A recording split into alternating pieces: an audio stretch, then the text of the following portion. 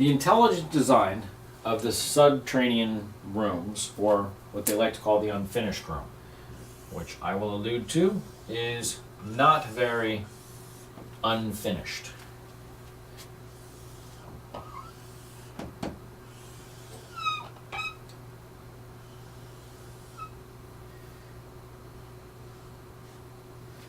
Okay, the unfinished room.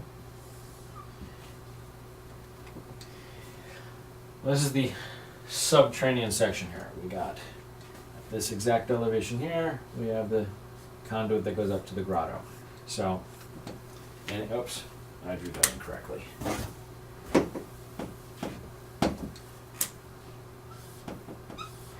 goes up to the grotto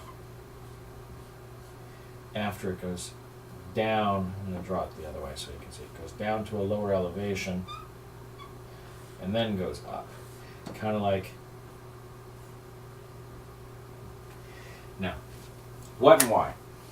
Oh, we got the subterranean pit here as well. All of this is in a limestone bath. All of it. With the exception of this area down here. This, if you are familiar with electrolysis, this is your anode. Your cathode to the system is actually up in the area that we like to call the grotto, which right now we're just going to put it up there. And if you look at my videos of the subterranean system, you can look at how it's working. I'm only going to show you the anode side of the story. The anode is the oxygen side. The oxygen, this whole section is going to be saturated in water. The whole thing is saturated in water.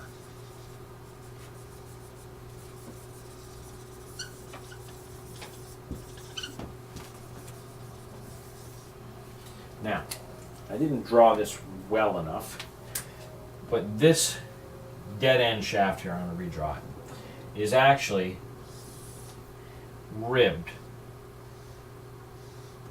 I'm exaggerating a little bit because this section is about 18 to 20 inches in elevation. You know, between here and here, about 18 to 20 inches. And this deviation here is about 1.5 inches to maybe even less, 3/4 of an inch to 1.5 inches. It exactly why it's doing that, that's for you and I to debate exactly why it's doing that. But we can see what's occurring with the oxygen coming up into the system and filling this area up here and filling this room and coming across into this area, and across and bubbling out. Now when it bubbles out, I'm going to expand upon this section right here. It is such a way that when it bubbles out, there's a tooth there, about 2/3 of the way in. So we'll put the tooth right here for right now. And from here, this is all nice and smooth. From here, it's stucco-y. What this will allow is the oxygen to bubble into here and allow it to create an oxygen bubble. I'm going to make the oxygen bubble green just so that we can visualize it. This oxygen bubble will fill this area. This is incredibly smooth and incredibly level until this oxygen bubble breaches this surface here where it'll bubble up, and by doing so will allow the water to come in to displace the air, oxygen, and will create what John Cadman, if you look at his things, denotes, he is right, it is a water hammer. So the oxygen will come up, the water will come down to displace it. As soon as that's done, it'll hit the water and will create a water hammer. Now if you look at pictures back in the 1800s, you'll notice that there's like a pile of dirt here, pile of dirt here, pile of dirt here, and a pile of dirt here. That shows the wavelength or frequency of the water hammer, because as that water bang, bang, bang, bang, it's going to cause these sediments to settle at those locations, just like how in a river when you have the wave, the water, the bottom of it settles in the pattern that shows the turbulence of the waters. In this conduit down here, there is a much closer pile of dirt when you look at it. And I didn't quite do it right, but the pile of dirts kind of correlate to the areas where you have the ribbing. Now, I'm not sure exactly how and why, but the frequency here comes into this room, comes across the room, and then comes down through here, and for some reason becomes a shorter wavelength. Probably because this is a smaller conduit, not sure. Somebody who understands hydrodynamics and how water works, and you know how I'm sure you've had in your home where you can turn the water to a certain point on your sink, and right then the pipes are going bang, bang, bang, bang, bang, bang, bang, and if you don't either turn it up or down, those pipes are going to start to shake and cause problems, which is what happened to San Onofre down there in Southern California, and why we can't run that thing at full blast, because when they piped out the cooling system, when you run it at, I think it's 60 to 100% potential, you start getting a bang, bang, bang, bang, bang of the water. So they had to choke it down. Because they had to choke it down, they can't allow the nuclear power plant to run at its full potential, because the cooling system can't run at its full potential, and you can't have it get hotter than the cooling system can cool it. But that's a story for another day. Anyway, you understand how you can play with it. Go to all your friends' houses and just keep turning up the water. Nowadays, how homes are engineered intentionally so that doesn't occur, but more you'll find it at either cheaper homes, mobile homes, or older homes. But this system was set up in such a way that that water hammer, that frequency that would be coming through here, will come through the subterranean conduit here and do some work. I don't know exactly what. Could be causing higher pressure zones. Could also be causing, the way it's ribbed, lower pressure zones. Maybe they're working with cavitation as opposed to high pressure. When you have two high pressures, it's in the middle, you're going to have a lower pressure. So whatever it is, they're playing with that. Now this system isn't just oxygen. I didn't mention that this whole part was stucco, because when it gets into it, there is some bleed that comes off of that section right there, and you're actually going to have hydrogen and oxygen in the lower section.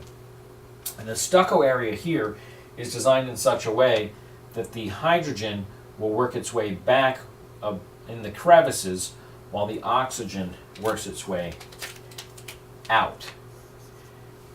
And the hydrogen will, I also probably didn't draw it exactly the way I wanted to.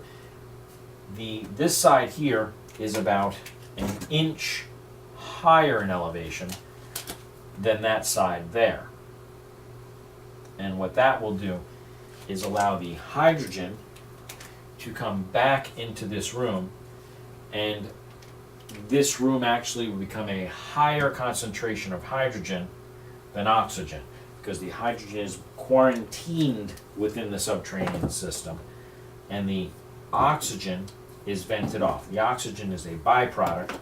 The hydrogen is utilized. Now, how exactly it's utilized, again, that's where I need somebody who understands hydrodynamics and exactly what's occurring, and how with these pressures hydrogen can and will and what it will do. But this is how the system is designed. You look at it, it actually has on this area where there's a wedge out of one side, and in this area where there's a wedge out of the other. This will be easier if I could do this on a 3D plane. This will allow the oxygen in this room to come in, and this is to the west of the hallway. So if we were looking at the hallway from the top down, there's a wedge here and a wedge here. This is actually a longer wedge the way it looks. This will allow the hydrogen to come into and bubble with the hydrogen red here, and the oxygen to bubble here. And then I believe when the water hammer comes through and pushes up on the water, it will squish this oxygen that way and squish the hydrogen this way. So you're getting the two gases passing, and the hydrogen will be brought into the room, and the oxygen, because the hydrogen is the lighter gas, will actually come up and go up into the system. The oxygen will primarily maintain itself at the lower elevation and be squished out of the system. And you can't say that wasn't engineered awesomely. They did not do this by mistake. It was a well thought out, engineered thing. Now, what I haven't even gotten to yet is the elephants in the middle of the room. Of course, since I didn't really do this very well to scale, you've got fins in the room, and you've got one that protrudes down, and you got an area there, and you've got a void in the back corner there. And when we look at the top of the room, there's actually a bubble in the ceiling here, and in the back edge there's another bubble and another bubble. What this will do is we'll collect the hydrogen. Actually, the bubble kind of goes up into the ceiling, so I might as well do it properly. Another bubble, another bubble. This will do is collect the hydrogen, or whatever the lightest gas is. It may even be less than hydrogen. It may actually be just hydrogen with the electron stripped off of it. So you're actually looking at just, the nucleus of the hydrogen, which I don't know really what you want to call that, a proton.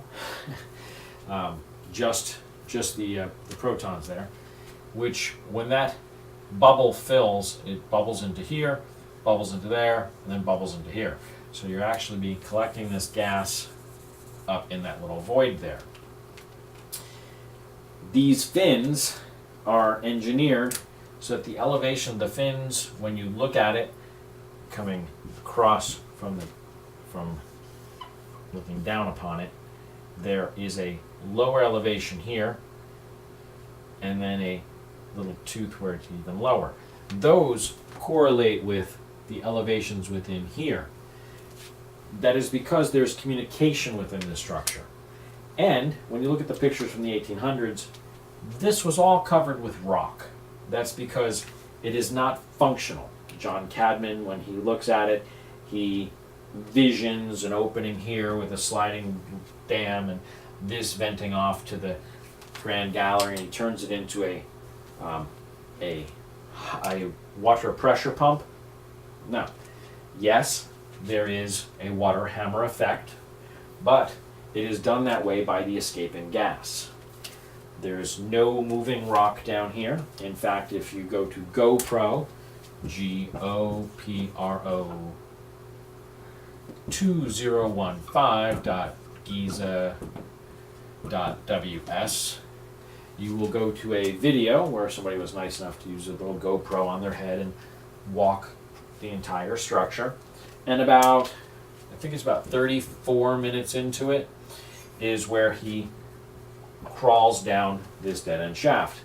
Thank goodness he was able to do that, and that the fence wasn't bolted on really, really strong, because he breaches the security area. Thank you for doing that. And crawls down into that. Now, I also have still pictures when people went into there in the 1990s, before they had the gate there, and people were allowed a little more access to the system. But the GoPro is actually nice because you get the full length of the conduit. You notice that when he crawls down there, the conduit, again looking down upon it, goes down, zigs out and back like so. So right about here is a zig where it comes out to the east and then zigs back. And it looks like although I'm not sure until somebody gets in there with a tape measure and verifies, but it looks like it actually gets thinner there, which may have some of the effect with the water hammer coming through here, that it may force a pressure of the water back out, and that may again have another effect. Again, with somebody who's really good with hydrodynamics, can guess what it's doing, or can make some educated guesses. And I accented this a little bit too far, because it comes out so that when you're approximately here and you look down it, you can still see the back wall, but you don't get to see all of it.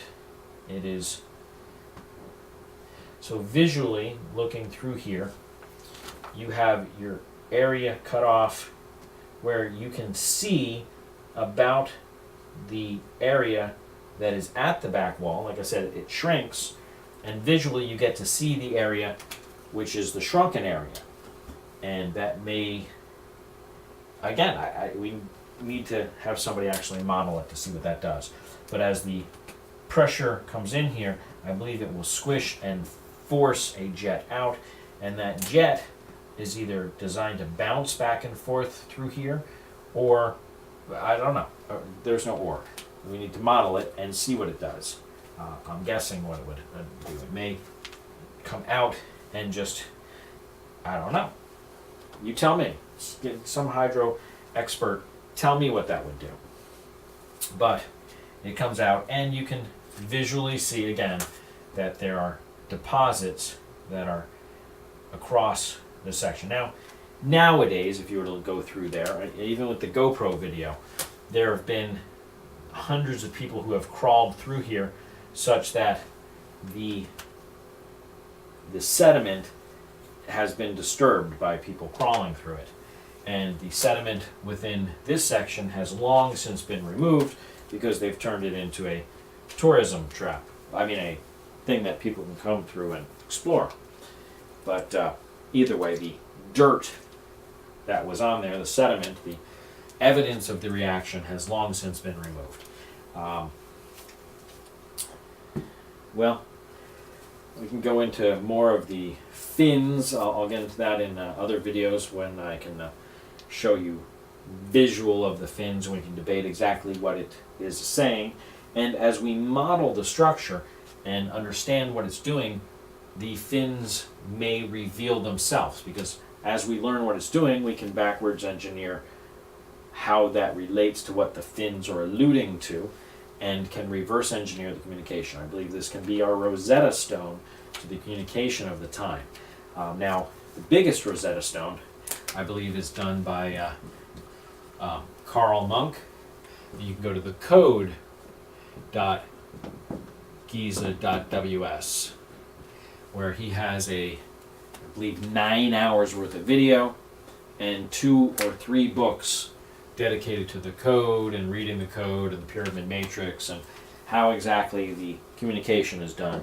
And really, once you understand a lot of it, the fins are kind of like Roman numerals. And once you understand a piece of the code, it all fits together. Right now, we can see the Roman numerals, but we don't understand the words between the Roman numerals. Like I said, this should really be our Rosetta Stone to understanding the language of the time. And it's not just this structure that was designed to have functions. Some of the other structures were. But until, I think this one is the easiest one to reverse engineer. And once we understand the communication, we can read some of the other structures and maybe understand what they were doing as well. The structure next door to this, and the third structure, and a couple of the other structures upon the plateau, and the shaft that I call the Osiris Well shaft, they all have the same visual communication within them. And once you understand the code, and once we reverse engineer the entire plateau, because this is just a piece of the puzzle, this is not the entire puzzle, this is a piece of the system, which is the Giza Plateau. And this is just the subterranean section and how the subterranean section flowed. And there's also within here an area that comes down to a lower elevation, and an area back here in the corner that comes down to a lower elevation. And when you look at it, those correlate with the bumps that are in between the fins. And you can get to that. There's Bren Forrester did a video. I don't have a link to it yet. Oh yes, I do. I think it's called Tech1.giza.ws and Tech2, because he did 2 of them. Lost Technology of the Ancients and 1 and Part 2.